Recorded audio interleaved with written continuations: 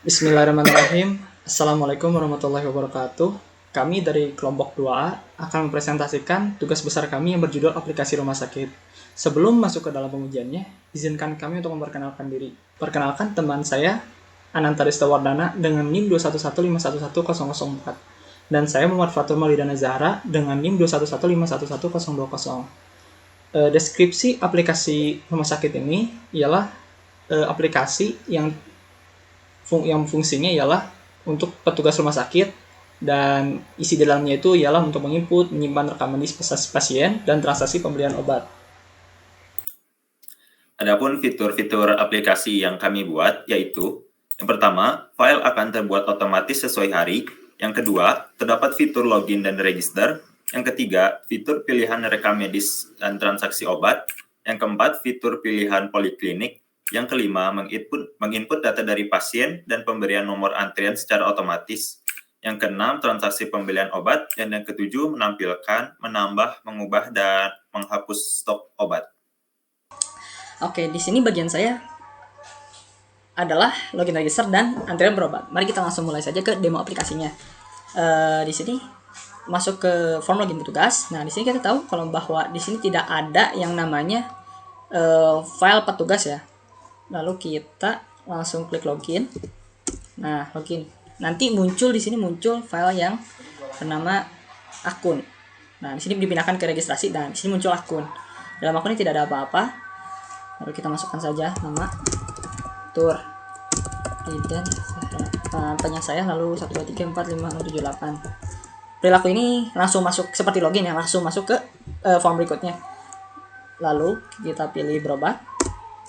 Lalu, nah di 0 di sini ialah data yang terdapat dalam akun, data yang terdapat dalam file, terdapat rekam medis dan tanggal hari ini. Nah, ini tuh dibuat secara otomatis ketika kita memilih berobat.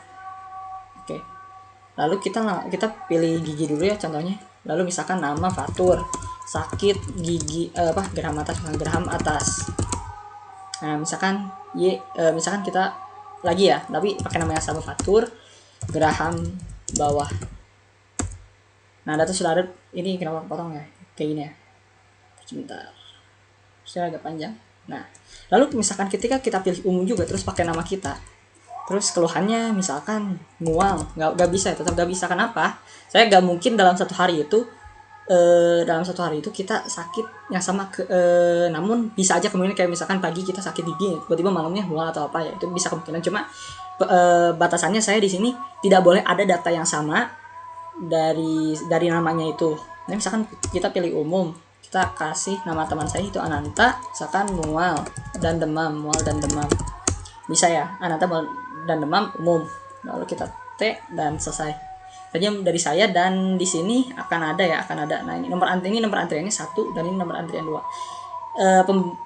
Terus pembatasannya kita belum ada print buat nomor antriannya, ya itu saja mungkin penjelasan dari demo aplikasi saya. Nanti dilanjutkan oleh teman saya Ananta.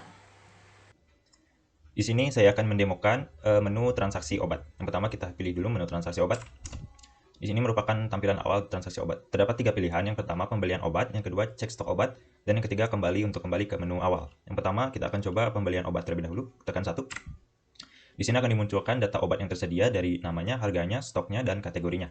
Pilih obat yang akan dibeli, tekan 0 untuk kembali ke menu sebelumnya. Di sini saya akan coba membeli tolak angin, tekan 1. Beli berapa banyak? 5 buah. Maka akan muncul total harga dan diminta untuk memasukkan uang pembayaran. Jika uang pembayaran yang dimasukkan kurang dari total harga, maka akan muncul peringatan. Di sini jika uang pembayaran lebih dari total harga, akan muncul kembalian dan ditanya apakah ingin mengulang atau tidak. Di sini saya akan coba mengulang. Pilih obat yang akan dibeli, beli 2, total harganya, munculkan kembaliannya. Kemudian menu cek stok obat.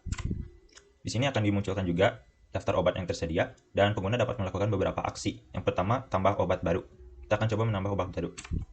Di sini diminta memasukkan nama tanpa spasi atau boleh dengan strip atau berbentuk camel case. Kemudian harga persatuan, stoknya, dan kategorinya. Obat berhasil ditambahkan. Apakah ingin mengulang? Saya akan coba mengulang. Nama obat. harga, stok, kategori. Obat berhasil ditambahkan. Kita akan kembali ke menu sebelumnya dengan tidak mengulang. Bisa dilihat pada daftar obat, obat yang ditambahkan tadi sudah muncul di daftar obat. Kemudian perbarui daftar obat. Pilih obat yang akan diperbarui, misalnya nomor 6. Maka dimunculkan data obat yang dipilih. Di sini pengguna diminta untuk memasukkan semua atributnya yang sama. Jika tidak ada yang diubah, pengguna bisa memasukkan atribut yang sama, data yang sama. Di sini saya akan coba mengubah harganya menjadi 12.000 dan stoknya menjadi 25. Data obat berhasil diperbarui, maka akan muncul ke menu sebelumnya dan bisa kita lihat pada daftar obat loratadin sudah berubah harganya menjadi 12.000 dan stoknya menjadi 25. Yang kemudian ada hapus data obat. Pilih obat yang akan dihapus, misalnya saya akan pilih 5 antangin. Akan muncul data obat yang akan dihapus. Yakin menghapus data di atas? Data obat berhasil dihapus. Kita lihat pada daftar obat antangin sudah terhapus. Sekian demo dari transaksi obat. Terima kasih. Oke, karena tadi sudah demo code, sekarang kita masuk ke dalam listing code. Nah, di sini adalah mainnya cuma sedikit ya kan, cuma pilihan timer login, ini cuma timer doang. Oke, langsung ke header dari login. Nah, header dari login ini ialah ini timer, ini untuk yang ada di timer. Timer ini tidak perlu dijelaskan karena cuma untuk memunculkan tulisan ini saja. Oke. Lalu sini ada pilih statement, ini pilih di sini, statement pilihan login. Ini pilih ini itu adalah form yang login register. Ini adalah handler ketika kita tidak memilih satu ataupun dua. Nah, di sini langsung masuk ke dalam login pilih. Kan ketika login, misalkan mau pilih login nih. Ketika pilih login, nah masuk ke dalam login. Login itu yang ini. Nah, si login pilih itu ada di dalam login. Ya seperti itu. Ini adalah file handler jika tidak terdapat file yang ada di dalam folder. Nanti akan langsung dipindahkan ke registrasi. Ya ini tidak ada akun ya, tidak ada akun ini. Lalu else, misalkan else berarti ya itu berarti harus mencocokkan yang ada dengan itu. Nah, di sini ada enter lagi kalau misalkan gagal sampai 3 kali. Nah, dipindahin ke registrasi. Lalu kita pindah ke registrasi. Nah, di registrasi ini sama kurang lebih dengan login. Soalnya ketika setelah registrasi langsung masuk ke create ya. Masuk ke create. Namun perbedaannya hanya di sini ya. Menggunakan offstream data dan ini untuk masukannya. Offstream cuma buat ngecek ya. Karena ini tuh kalau misalkan data yang kita inputnya ada nggak di dalam itu, di dalam apa namanya, di dalam si filenya. Oke, lalu lanjut ke dalam create trian.cpp create ya. Nah, di sini ada dua modul ya. Yang ini ada prosedur dan function. Kan kalau di sebelumnya itu cuma function saja. Nah, di antrian ini dimulai dari time. Time ini adalah untuk mengambil, ini sebelumnya ini ada record, tipe data record struct. Nah, ini ada variable-variabelnya, ada sub variabelnya. Lalu kita langsung masuk ke dalam itunya CPP-nya. Ini time ini gunanya untuk mengambil waktu sekarang, dan string itu adalah untuk mengganti tipe data dari integer ke string. Lalu di sini create di sini adalah untuk membuat file dengan waktu hari ini, dengan tanggal hari ini. Lalu kemudian pilih medis, terus percabangan medis, ini sama handlernya, percabangan medis, ini berobat, kemudian satu berobat. Nah, yang kedua itu ialah teman saya Ananta. Exit kalau misalkan di luar itu, maka masuk lagi ke pilih medis sampai pilihan 1, 2, 3 itu terpenuhi. Lalu selanjutnya ke berobat, di berobat. Nah, ini banyak data ini untuk antrian ya, banyak data itu antrian. Kenapa saya menggunakan min1? Karena di banyak data ini, kalau misalkan kita while gini, itu nanti hasilnya itu 1 ya, bukan 0. Meskipun di dalam data itu nggak ada apa-apa, tapi nanti dimunculkannya 1. Yang sini negatif 1. Lalu ini adalah si out handle, ini sebenarnya tidak diperlukan ya, soalnya ini cuma buat tes aja, buat nanti antrian. Nah, ini pilih cuma antri gigi dan umum. Lalu ada poliklinik tadi. Nah, poliklinik ini pilih poli ya. Ini jadi kalau misalkan 1 gigi, kalau yang kedua di return ya berupa string. Lalu sistem CLS. Lalu for poliklinik ini seperti biasa, ini cuma form. Lalu di sini metode antrian, ini A-nya 0 kan, tambah 1 tambah 1 itu buat antrian 1. Nanti kalau misalkan si A-nya 1 kan jadi tambah 1 lagi 2. Di sini juga jangan lupa untuk A++. Sistem CLS, masuk data antrian ini adalah supaya untuk masuk ke dalam file ya, untuk dimasukkan ke dalam file, dari variabel dimasukkan ke dalam file. Oke, itu lalu udah di sini. Nah, ini untuk memunculkan data nanti di layar ya, memunculkan data di layar. Ini kalau misalkan ada data lagi, iya ataupun tidak.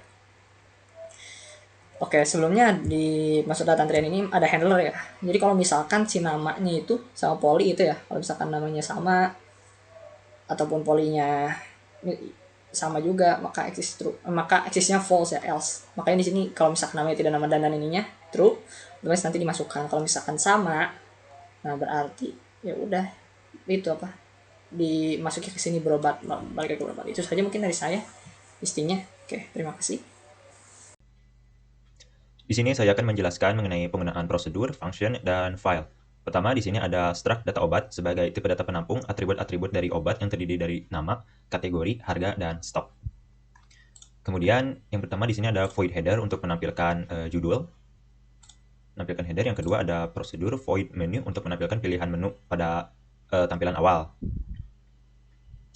Yang kedua ada function yang mengembalikan tipe data boolean untuk mencek apakah file obat kosong.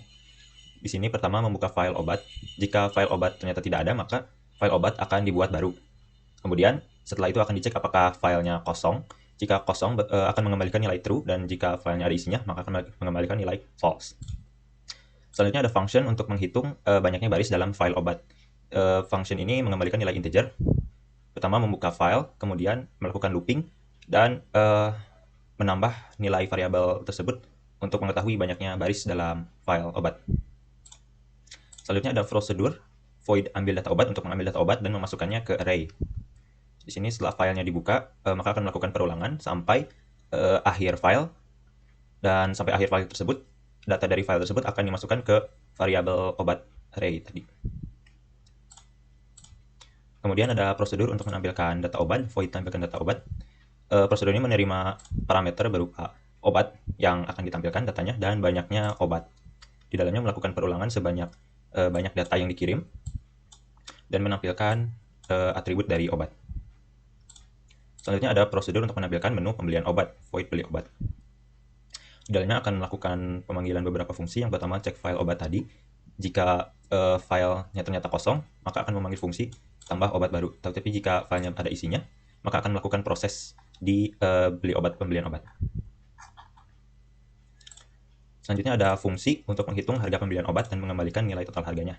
Ini fungsinya berupa integer, mengembalikan nilai integer, harga total. Selanjutnya ada fungsi untuk menghitung pembayaran dan kembalian. Fungsinya mengembalikan nilai integer. Kemudian ada prosedur untuk memperbarui file obat. Fungsi void perbarui file obat dengan menerima parameter data obat, array, dan integer banyaknya data. Di dalamnya melakukan perulangan sebanyak data, maka akan dimasukkan data dari obat ke dalam file. Oh ya, untuk hitung pembelian obat ini menerima parameter harga dari obatnya dan banyaknya obat yang dibeli. Untuk pembayaran menerima parameter integer uang yang dibayarkan dan integer total harga. Selanjutnya ada prosedur menyimpan data transaksi obat. Di sini ada untuk mengambil waktu saat ini. Kemudian memasukkan ke dalam file transaksi obat beserta atribut lainnya. Kemudian ada prosedur untuk menampilkan stok obat. Cek stok obat, void cek stok obat. Dan di dalamnya melakukan proses untuk menampilkan beberapa pilihan menu untuk stok obat. Kemudian ada prosedur untuk menambah stok obat baru.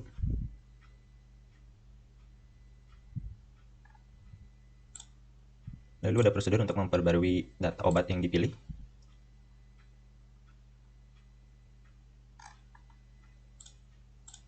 Dan yang terakhir ada prosedur untuk menghapus data obat yang dipilih.